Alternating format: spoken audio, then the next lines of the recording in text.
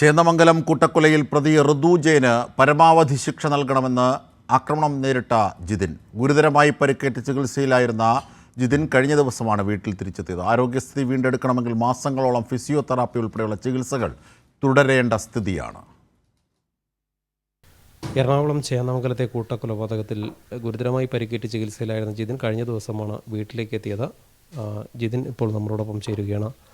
ജിതിൻ എന്നാണ് ചികിത്സ കഴിഞ്ഞ് വന്നത്? എങ്ങനെയുണ്ടായിരുന്നു ഈ ചികിത്സ? ഇനി എന്നാൾ വൈകുന്നേരം ആയപ്പോഴേക്കൂടെ എത്തി.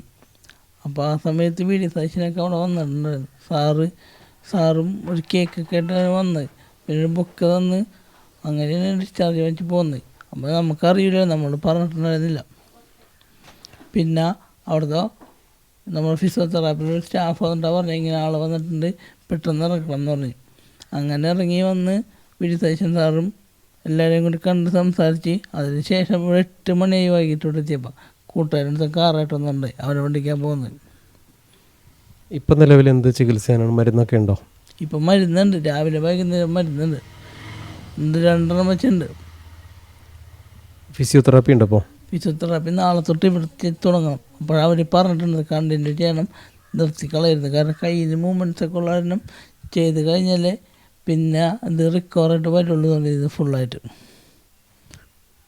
ജിതിൻ വിദേശത്ത് നിന്ന് ലീവിൽ വന്നിരിക്കുന്ന സമയത്താണല്ലോ ഈ സംഭവം ഉണ്ടാവുന്നത്. എന്താണ് ഇതിനൊരു കാരണം? ഇത് കാരണം എന്ന് വെച്ച് കഴിഞ്ഞാൽ ഇവനെതിരെ കേസ് കൊടുത്തിട്ടുണ്ടായി ഞങ്ങൾ. കാരണം ഞാൻ പുറത്താവുന്ന സമയത്ത് ഇവിടുത്തെ ഞങ്ങളുടെ വീടിൻ്റെ ഗേറ്റ് ചവിട്ടിപ്പൊളിച്ചപ്പോൾ പിറ്റേ ദിവസമാണ് വൈഫും അച്ഛനും അമ്മയൊക്കെ കണ്ടത്. അപ്പോൾ അതിൻ്റെ ഒരു പരാതി വടക്കേ പോലീസ് സ്റ്റേഷൻ കൊടുത്തിട്ടുണ്ടായി. അന്ന് പക്ഷേ ആരാണെന്ന് അറിയില്ലായിരുന്നു. അത് പക്ഷേ ഇവനായിരുന്നു. അതിനുശേഷം ക്യാമറ വെച്ചാണ് പോലീസ് സ്റ്റേഷനിൽ നിന്ന് എസ് ഐ പറഞ്ഞ് നിങ്ങൾ ഒറ്റക്കാണ്, നിങ്ങൾക്ക് പ്രായമുള്ള അച്ഛനമ്മയാണ്, 2 പെൺമക്കളാണ്, അപ്പോൾ എന്തായാലും CCTV വെക്കാൻ പറഞ്ഞു. അങ്ങനെ CCTV വെച്ചാണ്.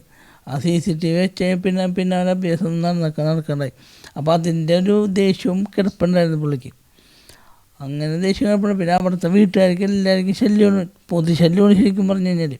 ജിതിൻ വിദേശത്തുനിന്ന് ജോലിക്ക് ലീവിന് വന്നിരിക്കുന്ന സമയത്താണ് ഈ സംഭവം ഉണ്ടാകുന്നത്. ആരോഗ്യം തിരിച്ചു കിട്ടിക്കൊണ്ടിരിക്കുന്നതേ ഉള്ളൂ. ഷോക്കിൽ നിന്ന് കുട്ടികൾ മുക്തരായിക്കൊണ്ടിരിക്കുന്നതേ ഉള്ളൂ. ഇനി വിദേശത്തേക്ക് തിരിച്ചു പോകാൻ പെട്ടെന്ന് കഴിയുന്ന ഒരു സാഹചര്യവുമല്ല. ഒരു ജോലി വേണം, അതിനായുള്ളൊരു ശ്രമത്തിലാണ് ജിതിൻ. അതിനോടൊപ്പം തന്നെ ഫിസിയോതെറാപ്പി ഉൾപ്പെടെയുള്ള ചികിത്സാ സേവനങ്ങൾ തുടരേണ്ടതുണ്ട്. പറവൂരിൽ നിന്നും ക്യാമറാമാൻ സജീവിനൊപ്പം തിയോഫിൻ.